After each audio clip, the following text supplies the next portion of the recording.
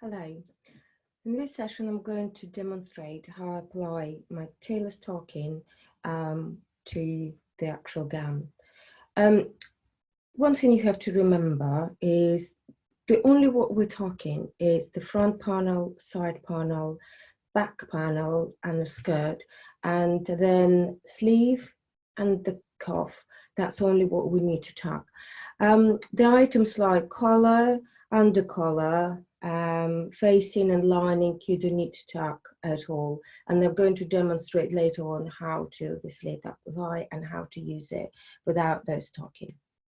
So the first thing I'm going to already, as you see, it's already started my talking, and I'm just going to continue finishing the key information so I can transfer all that into another side as well. With the double thread of your tacking thread, so I'm going to mark up my break line front. I already done the waist and I tack all around, so what is left as well is the bust line and the dart. Also notch here helps to put sleeves in later. So first of all, I'm going to finish my bust or chest line, and with tacking thread. So I'm going to give quite a big gap in between. It's just only to balance it when I machine all the panels together. And also it helps me to identify different type of tacking as well. So that's slightly bigger gap, as you see.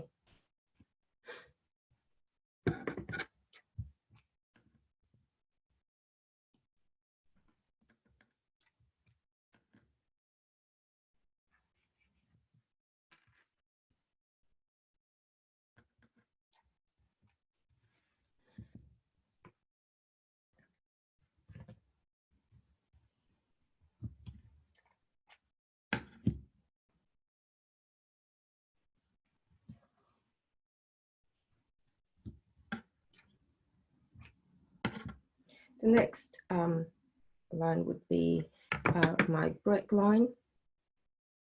Sorry, my notch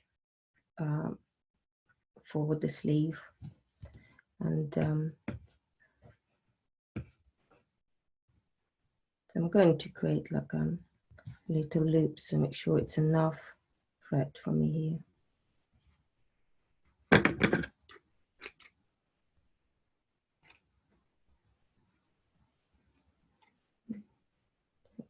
Loop.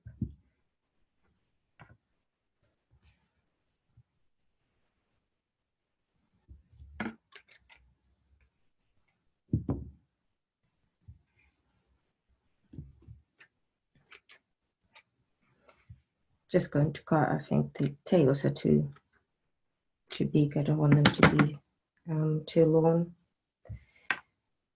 Okay. The next part would be my breaking line.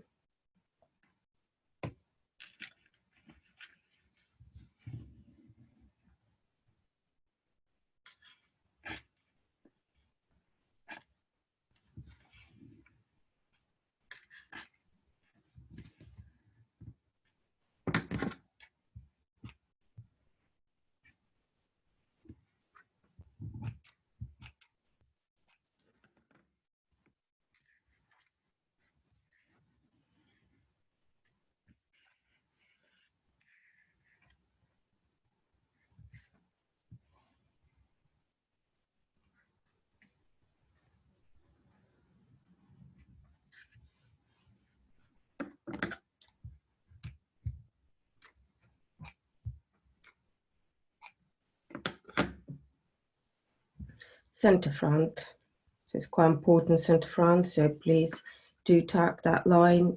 Lots of students do forget about that, but actually that's one of the key lines you need to have.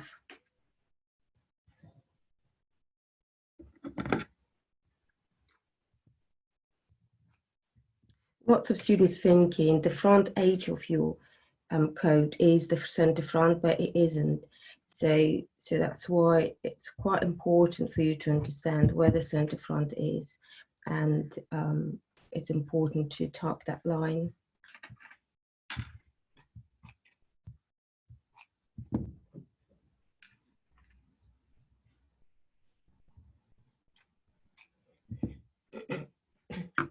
Now, my last part is to mark my dart. Usually I don't mark my dart as fully. I only mark 3 points, which is the end of the dart. Like that.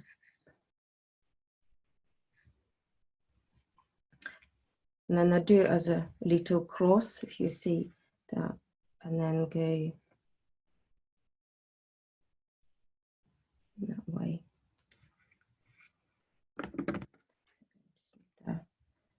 As a little cross. So I'm going to show you on another side so you can see what I mean. So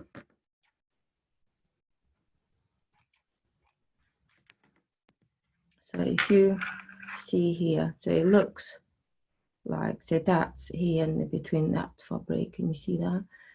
Yeah, that's where the finishing of the dart. So it's half of the cross where I did it, but actually, yeah, so that's the point will be of my dart. So hopefully you can see that, yeah. Okay. Then I'm going to mark the beginning of the dart.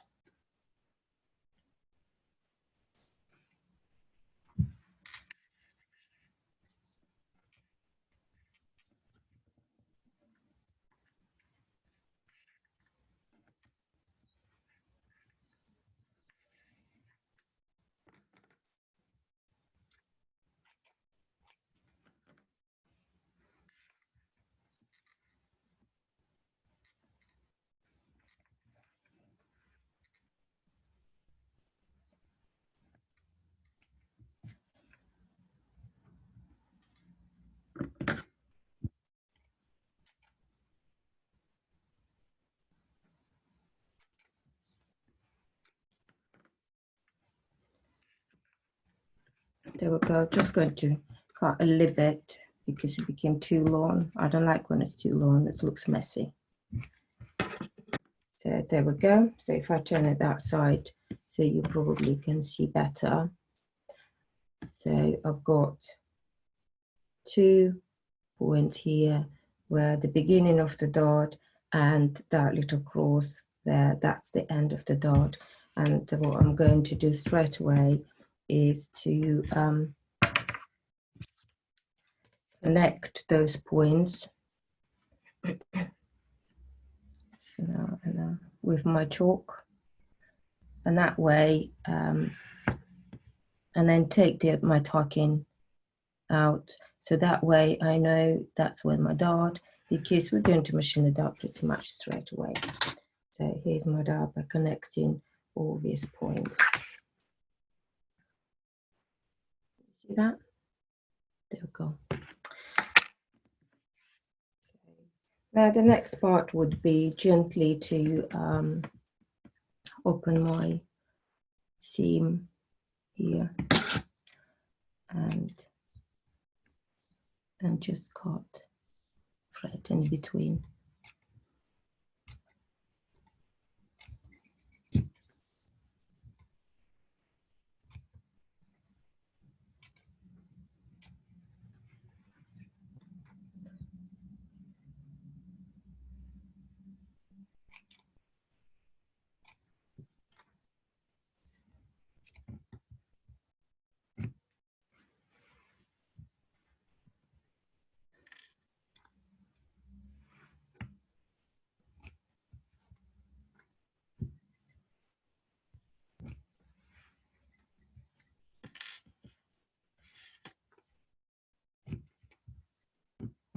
Just take your time. There we go.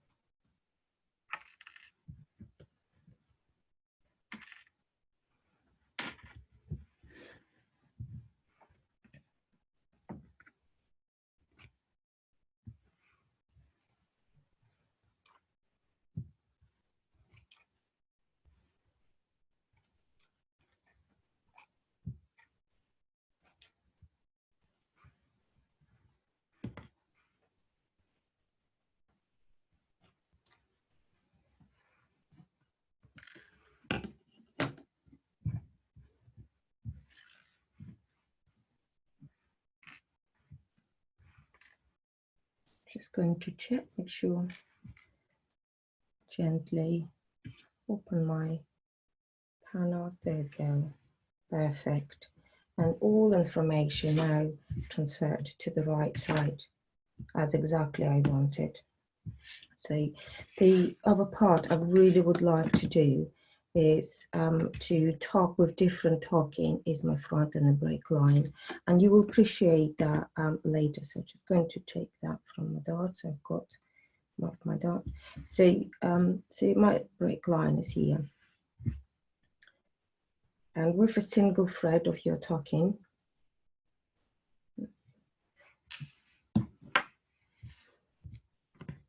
so it can be on either side, it can be on the wrong side, it can be on the right side, either way, whatever you feel like.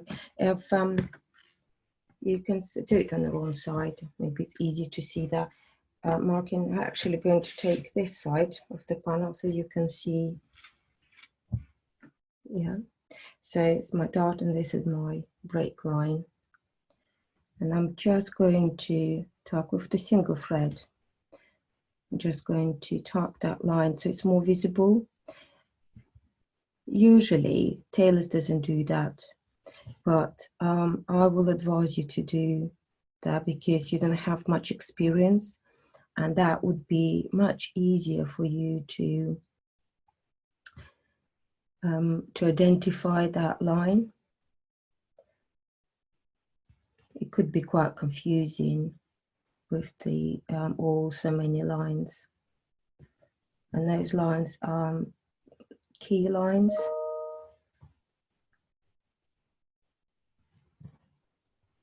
There we go. So that's my break line, and I'm going to do exactly the same with the center front. Single thread. You can need to do double thread from your chest line to the waistline. So I'm going to tack that.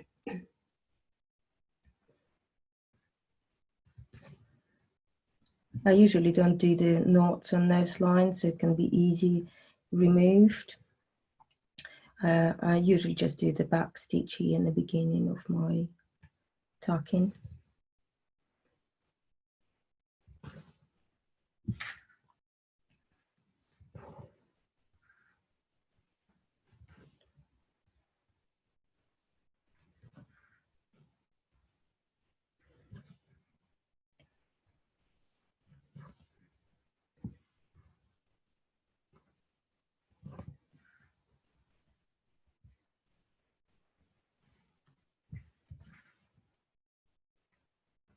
When you do any tucking, it's very important that all your garment is lace flat, because otherwise it can be quite inconsistent. So I've done that side, so and then you can do on another side as well. So that's very, very important. So just going to reiterate what you actually need to tuck and what panels you need to tuck. So we've done our front panels. Then you will need to do your side panel, as I already did it. So all around, including your armhole, side seams, waistline and the chest line. So this is straightforward. Then we go for the back panel. With the back panel, so it's important you do your neckline, shoulders, center front, chest line. You will have armhole. You also will have a little notch, which just helps you with your sleeve. Side seam, waistline here. Then you will go and you need to tuck your pleats. So the pleats in the vent is quite important. So lots of students get confused with those lines. So that's why it's very important for you to remember. So you tuck the actual pleat. So this is your seam allowance here, and your actual pleat is going to be here. And exactly the same with the vent. So your actual vent is here. So you need to tuck your vent, and that's your seam allowance. And of course the bottom of your panel. So that's the back. Then we go to the skirt. So with the skirt here, that, okay, so that's your skirt. Again, you mark your pleat in your skirt, and you mark your waistline and the bottom of your skirt. The one thing actually I forgot to do is to mark the notches where the position of your flap will be, because we're going to apply a flap, so you need to mark those notches. So it's quite important you do that. So I'm going to come back and finish that. So yeah, so that's important you do. So the parts you don't do is your facing, lining and collar. So this is my facing, and just leave it as it is. Put it on one side with the lining, and then I will explain to you later what to do. And that goes with the lining collars, under collar. So they are stuff. And you also don't need to mark tuck your a flap as well. So it's quite small, and I'll show you how to do it, so you don't need to really tuck. With your sleeve, just to come back. So this one is your cuff. Again, with sleeve you mark all your cuff, which just helps you, and especially those little opening here, it's going to be opening for the vent. So you'll have to mark that. And your sleeve, so that's under sleeve. You mark your under sleeve, and your little notch again, which just helps you to put the sleeves in, and that is top sleeve. So again, mark all around, and have a little notch for the center of the sleeve. So where I can put my, again, helps me to put the sleeve in. Okay, so any questions, please do come back or email me. Okay.